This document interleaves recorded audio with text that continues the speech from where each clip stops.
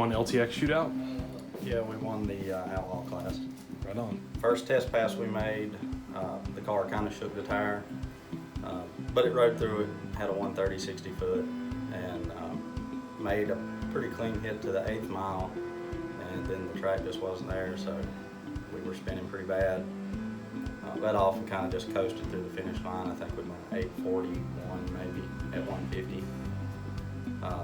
But that shows that you got a fair amount of potential, right? Because that's close to what you were. What was the best time you had in first version of GrubbWorm was like an 8 flat? Yeah, ran an 801. Okay. Yeah, the 8th mile was pretty much on par with those passes, even though the 60 foots wasn't quite as good later in the day. We actually ended up taking some power out of it because of the tire shake. We tried our Hoosiers because there was no tire rule at that particular class in the Outlaw, so we put the 29.5s on, and that really was worse. It seemed like it shook harder. So basically we just ended up taking power out of it, and we qualified with a 825 at 167, which was also pedaling it at the end because of wheel spin. We had the bye for the first round, so we could have just broken the beams, or we could choose to make a pass. We went ahead and tried to make a pass, but it wasn't good, so we aborted the run. Then for the first round, the guy we were paired with was, I guess he was the second quickest car there.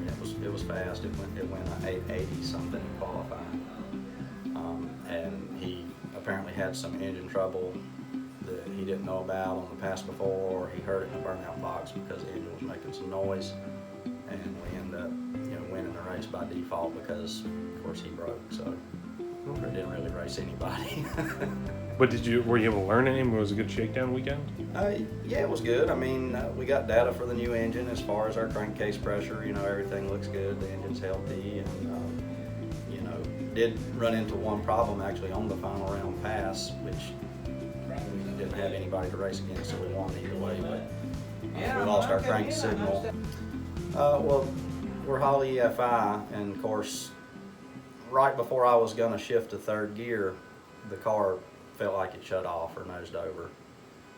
And then when I got back in the throttle, there was no throttle. It's like the car wasn't running. So when we came back around to the pits, when I actually pushed the clutch in, and stopped at the end of the track, the car was still running. It was idling.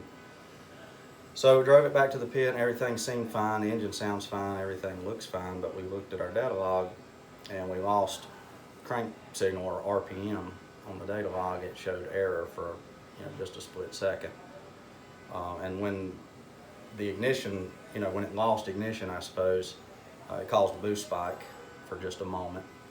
And then the boost spike, I guess, continued to shut the ignition off because of how the safety set up in the Holly for an overboost situation. So being a straight gear car, I guess, as it was coasting down and in gear, at some point it restarted itself, without me really knowing it. Next event's probably Streetcar Takeover Atlanta. I think that's later this month, or in a couple of weeks maybe. Then we'll be going to FL2K, and then import versus domestic at MIR will be our last race. Cool.